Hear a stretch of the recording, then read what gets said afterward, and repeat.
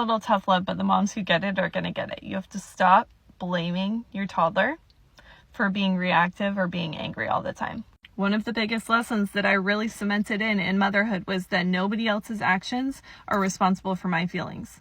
My feelings are mine, right? They have almost nothing to do with anybody else, especially my tiny little 2-year-old who doesn't know what in the hell is going on in this world. She's just living her life.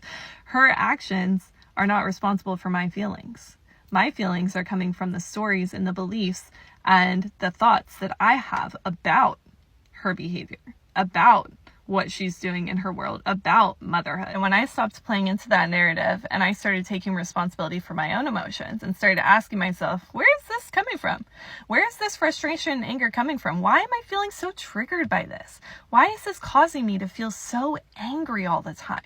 That is when things changed, right? Because then I started looking at my own stories, my own beliefs, the narrative that was running subconsciously through my brain about me as a mom, about my kids, about how people are supposed to behave, etc., etc., etc. You want to stop being a reactive mom. If you want this to be the year that you don't yell at your kids, if you want this to be the year that you stay calm and grounded and tantrums don't trigger you, then you have to stop looking outside of yourself and you have to start looking inside of yourself.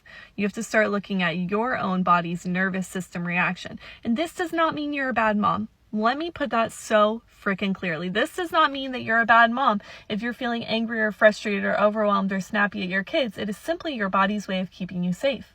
Your brain is trying to keep you safe, right? It is trying to keep you protected. It is a mechanism that you learned as a small child to keep you in loving, caring relationships. But now as an adult, it might not be serving you anymore, right? And it's time to look at that and teach your brain and teach your nervous system a new way of reacting to certain situations, a new way of processing your emotions, a new way of looking at anger and frustration as something that can be helpful instead of something you've got to shove down until eventually it explodes like a volcano. And if you're like, yeah, cool, that sounds great. That's exactly what I want to do this year. I want to be that calm, grounded mom who can be so calm and peaceful and joyful for my little kids, but I don't know where to start.